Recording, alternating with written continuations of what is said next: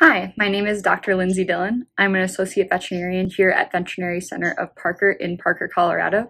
And in this video, we'll be discussing the cause of cranial cruciate ligament injury as well as the treatment options. In dogs, cranial cruciate ligament injury is typically due to degenerative changes to the ligament, which ends up weakening the ligament overall and isn't actually due to a traumatic event. However, in cats, cranial cruciate ligament is commonly due to a traumatic event. Injury to the cranial cruciate ligament typically occurs during normal movement by a dog that has an abnormal ligament within its knee.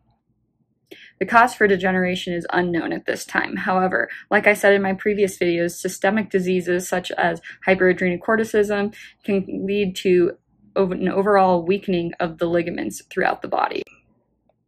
Lameness in dogs is caused by an overall inability of the knee to control normal forces that are typically placed on the canine knee. These forces will cause cranial translocation of the tibia forward in front of the femur. They'll cause significant internal rotation within the knee, as well as hyperextension of the knee.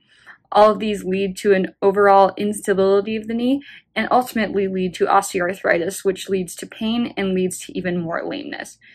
All three of those movements are typically controlled by the cranial cruciate ligament. It's important to note at this time that approximately 40 to 50% of dogs that injure their cranial cruciate ligament will injure their other cranial cruciate ligament on their contralateral or opposite leg.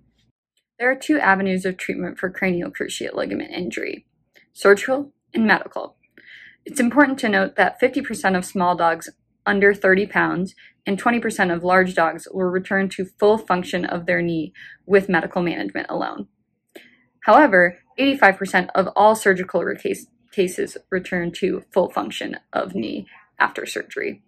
Surgical stabilization of a cranial cruciate ligament injury is typically performed by a board-certified veterinary surgeon. We are lucky enough at Veterinary Center of Parker to have a board-certified veterinary surgeon that we work with and comes in to do any surgeries that require his assistance. There are a couple of different surgical options available, one being TPLO, one being TTA, and one being TTO. TPLO is the most common surgical stabilization technique performed and is the one that we typically opt for here at Veterinary Center of Parker. All three of these surgical options involve inspection as well as debridement of the meniscus via arthroscopy and then stabilization of the joint.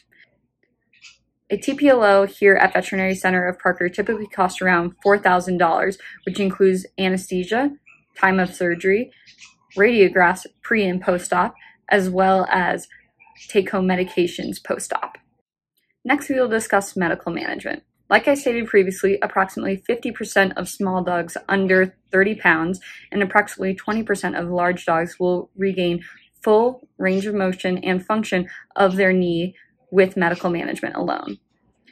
Medical management may be the best option for our older dogs that tear their cranial cruciate ligament that spend most of their time on the couch anyways.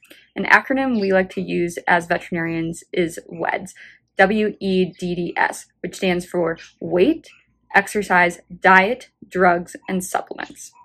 Number one treatment for your dog, if we are opting for medical management, is getting your dog to an ideal body condition for their size, as well as keeping your dog at that body condition.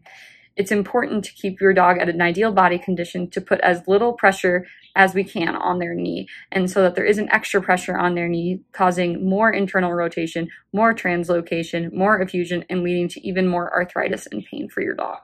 Having your dog at an ideal body condition is the most important part of medical management, as well as prevention of cranial cruciate ligament and prevention of overall onset of arthritis for your canine. Here's a quick rule of thumb I went over in my previous video for assessing your dog's body condition at home. You can use your hand, and ideally we would like your dog's ribs to feel like the top of your knuckles when your hand is flat.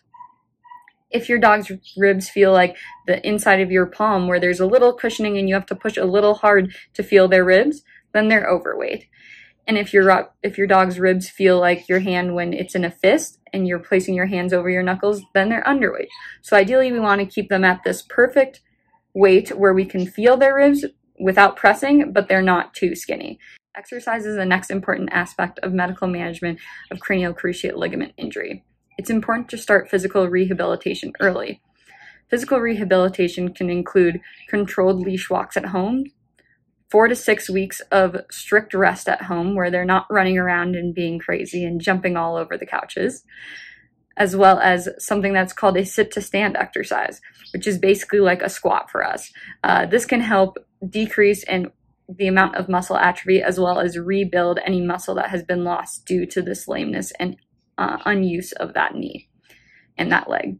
So basically a sit-to-stand exercise is when you hold up a treat and you have your dog sit, and right as they're getting to the sit position, you take it away and get them to stand. So basically they go up and down, just like we would in our squats.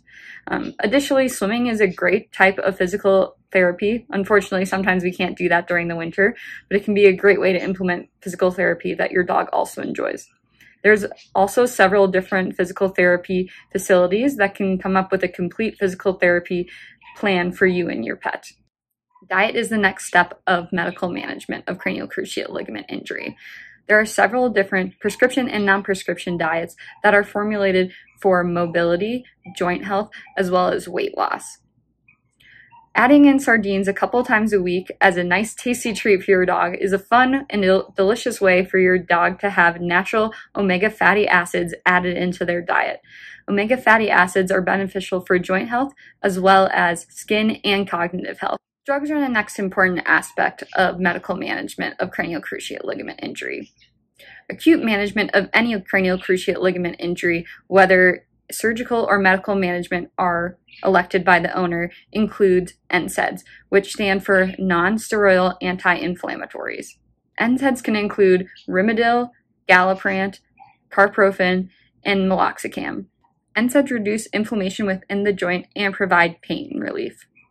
NSAIDs can be damaging to dogs' livers and kidneys, so it's important to monitor their liver and kidney values while they're on NSAIDs.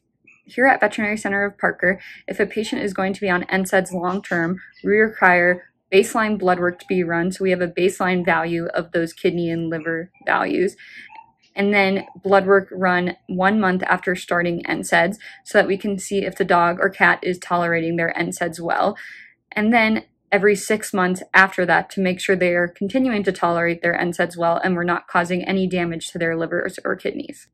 Gabapentin is typically the next drug we reach for. It's a great add-on analgesic and is a very safe drug overall. We may or may not prescribe your dog trazodone, which can help decrease their anxiety as well as calm them so it's easier to manage them and keep them at strict rest during this crucial time of rest.